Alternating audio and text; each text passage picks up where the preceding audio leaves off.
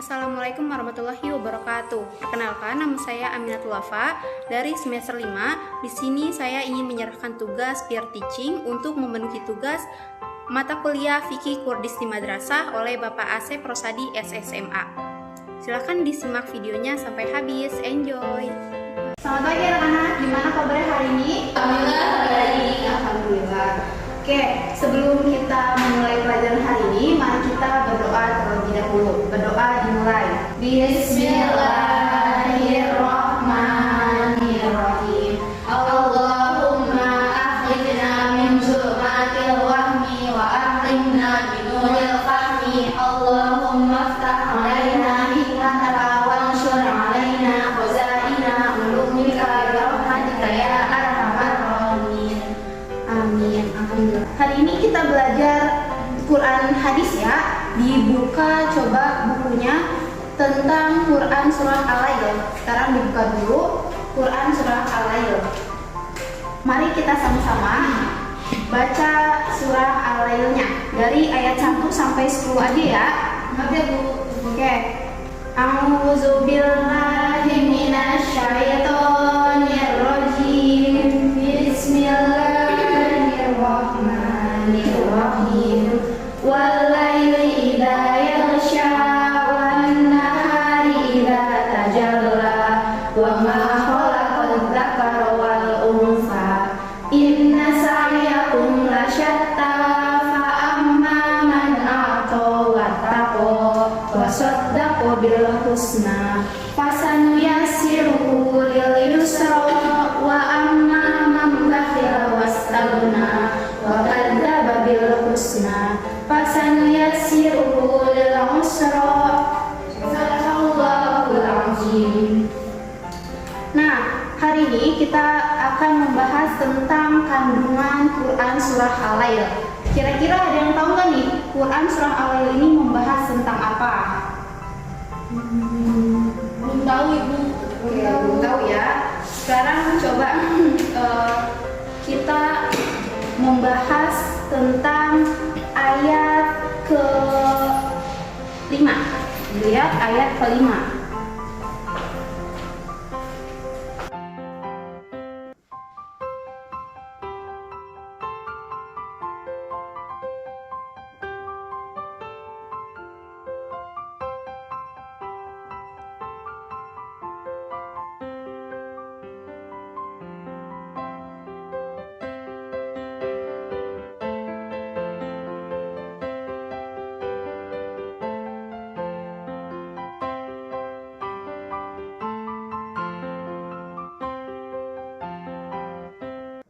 Pada ayat ke-5, 6, 7 ini kita akan membahas terlebih dahulu tentang janji Allah terhadap orang-orang yang dermawan. Jadi, pertama-tama kita harus tanamkan nih di dalam diri kita untuk selalu menjadi orang yang dermawan. Dan jauh itu di pikiran kita, kalau misalnya kita memberi, harta kita akan habis atau enggak akan berkurang, itu harus diusir jauh-jauh dalam pikiran kita. Kenapa? Karena kalau misalnya kayak gitu, nanti kita sulit untuk beramal gitu.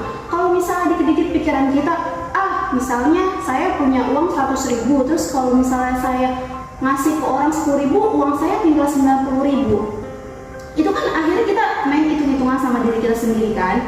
Nah, kalau kayak gitu akan sulit nih jiwa kita, diri kita untuk bergerak memberi kepada orang gitu. Makanya hal ini harus diusir jauh-jauh dari pikiran kita. Makanya kata Nabi, Nabi bersabda, diriwayatkan dari hadis riwayat Muslim, tidaklah akan berkurang harta seseorang kalau misalnya dia bersedekah, sebab nantinya dia akan dinaikkan derajatnya oleh Allah di dunia maupun di akhirat, seperti itu. Nah, yang harus kita pahami tentang makna tidak akan berkurangnya harta kita sebab bersedekah, itu maknanya keberkahan Allah yang akan kita dapat. Artinya, kalau misalnya kita sudah berbicara tentang keberkahan, itu tidak bisa kita sandingkan atau kita samakan dengan ilmu matematika. Yang semisal, kalau misalnya kita memberi 1, kita dapat 1, atau kalau misalnya kita mengeluarkan 1 akan berkurang 1. Enggak bisa kayak gitu. Tapi kalau misalnya kita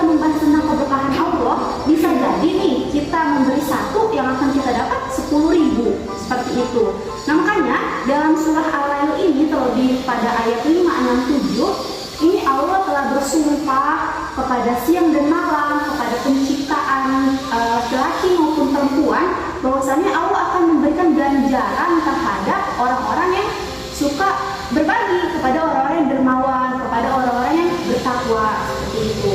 Oke, maka dari itu kita dianjurkan untuk bisa ringan tangan, artinya maksudnya suka berbagi gitu, gampang berbagi, nggak boleh pelit, sebab kita nggak bakalan tahu nih kira-kira kedepannya amalan mana yang akan membawa kita ke surganya Allah. Kan kita kan sekarang nih di dunia itu sedang mencari tiket sama-sama, kira-kira tiket mana nih yang bisa nanti kita kasih atau enggak sebagai pintu masuk untuk kita masuk ke surganya Allah gitu. Makanya tidak bisa kita hanya mengandalkan beberapa ibadah kita saja gitu. Makanya kita harus pintar-pintar untuk mencari ibadah lain gitu yang bisa mengantarkan kita kepada surganya Allah, seperti itu. Ini salah satu sahabat Nabi juga, yakni Abdurrahman bin Auf. Kalian kenal nggak siapa Abdurrahman bin Auf ini? Kenal Ibu? Kenal, ya benar. Nah, Abdurrahman bin Auf ini termasuk salah satu sahabat Nabi yang namanya itu udah dijanjikan untuk masuk surga. Artinya orangnya masih hidup, itu namanya sudah ada di surga. Nah, beliau ini termasuk orang yang sangat sekali dermawan, sebab pada waktu masa sulit Nabi, awalnya Nabi dakwah Islam yang orang-orang masih saling bertentangan, saling memusuhi dan tidak terima, beliau ini sangat memperhatikan dakwah Nabi agar kelangsungan dakwah Nabi ini tetap berjalan. Dengan cara apa? Dengan cara beliau ini menjual tanahnya yang sangat luas, dan nanti hasilnya itu ketika sudah beliau dapatkan itu dibagi-bagi ke fakir miskin, seperti itu. Makanya kata Allah, untuk Abdurrahman bin Auf ini akan aku kasih dia minuman di surga nanti. Ya, nantinya minuman ini nggak akan bikin dia haus sama sekali. Oke, selanjutnya kita akan membahas ke ayat 8 sampai 10. Coba dibaca Nirmala ayat ke-8.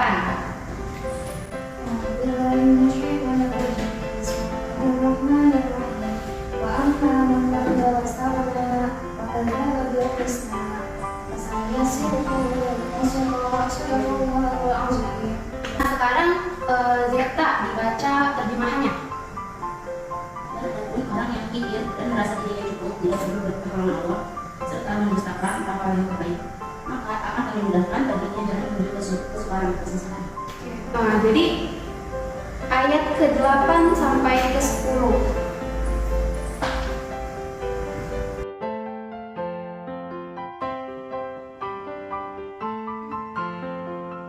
Oke, selanjutnya di ayat ke-8 sampai ke-10. Nah, ayat ke-8 sampai ke-10 ini kebalikannya nih dari yang tadi kita bahas. Ayat ke-8 sampai ke-10 ini ancaman Allah terhadap orang-orang yang kikir atau bakhil. Dari ayat ke-8, ini terjemahannya yang tadi sudah dibaca oleh Zeta. Adapun orang yang kikir dan merasa dirinya cukup atau tidak perlu lagi pertolongan Allah serta mendustakan pahala yang terbaik, maka akan Allah mudahkan juga jalannya, tapi menuju kesengsaraan. Nah, makanya nauzubillah min dzalik. Jangan sampai tuh kita punya sifat seperti ini, karena sifat kikir ini merupakan salah satu sifat yang sangat dibenci di dalam Islam. Sebab karena sifat kikir ini sifat yang dapat menjauhkan kita sama Allah gitu. Artinya yang menahan diri kita untuk tidak bisa mengeluarkan apa yang seharusnya kita keluarkan. Misalnya orang kikir ini dia akan membawa kemudorotan untuk sekitarnya ataupun untuk dirinya sendiri, seperti dia tidak mau berbagi kepada istrinya, kepada anak-anaknya, saudaranya, kerabatnya, bahkan ke fakir miskin. Apalagi kan ke keluarganya aja dia sulit, apalagi ke orang lain hitungannya. Nah, yang paling parah kalau misalnya dia sudah kikir tidak mau mengeluarkan uangnya untuk membayar zakat. Sedangkan zakat yang kita tahu untuk mensucikan diri kita juga membersihkan harta kita, tapi dia enggan untuk memberi hal itu. Nah, Rasulullah bersabda, jauhilah kalian sifat kikir, karena sifat kikir ini yang telah membinasakan kaum sebelum kalian. Mereka itu saling menumpahkan darah, juga menghalalkan apa yang diharamkan untuknya. Takutnya kalau misalnya kita punya sifat kikir nih di dalam diri kita, itu akan membawa atau menumbuhkan sifat-sifat buruk yang lain, seperti dia sudah merasa bahwasannya apa yang dia miliki, apa yang dia punya itu berasal dari dirinya sendiri. Jadi saya nggak mau, buat apa saya berbagi, buat apa saya memberikan, ini semuanya dari saya yang bekerja keras, saya yang sudah berusaha. Jadi buat apa orang lain menikmati apa yang saya dapat gitu, apa yang saya kerjakan. Nah kan kalau kayak gitu berarti dia melupakan campur tangan Allah ke dalam hidupnya gitu. Dia melupakan bahwasanya segala yang terjadi itu atas kehendak Allah. Nggak bisa, walaupun dia misalnya sudah berusaha semaksimal mungkin, tapi kalau misalnya Allah tidak menghendaki, nggak bakalan bisa terjadi gitu. Oke, paham anak-anak? Paham. Oke, Rasulullah bersabda, salah sumuhlikatun, ada 3 perkara yang dapat membinasakan. Nah, kira-kira apa aja nih 3 perkara yang dapat membinasakan manusia? Yang pertama, syukun muta'un, kikir yang ditaati. Nah, ada sifat kikir di dalam diri kita. Lalu wahawan muttaba'un, hawa nafsu yang diikuti. Yang terakhir, wa'ijabul mar'i binafsihi, takjub kepada dirinya sendiri. Nah, 3 hal ini, 3 sifat ini kalau misalnya terpelihara di dalam diri kita, ada dan terus-terusan kita nggak mau menyingkirkan atau membinasakan sifat ini, itu malah sebaliknya akan membinasakan diri kita sendiri. Karena sifat kikir ini membawa salah satu sifat yang membawa kezaliman untuk manusia di akhirat nanti.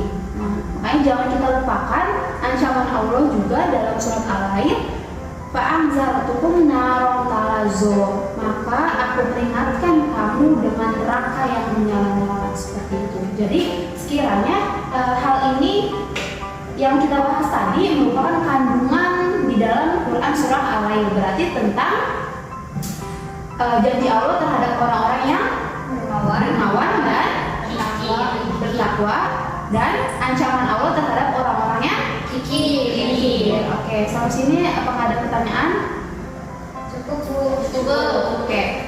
Kalau cukup, Ibu kasih PR ya setelah ini ya. Nanti di pertemuan selanjutnya kalian bisa setorkan hasil PR kalian kepada Ibu. PR-nya kalian hafalkan Quran surah Al-Ain dari ayat 1 sampai 10. Oke? Pakai Bu. Oke. Pakai artinya Bu. Pakai artinya atau enggak usah. Sekarang makasih Bu. Sekarang kita hafalin Arabnya terlebih dahulu aja. Oke. Oke Bu.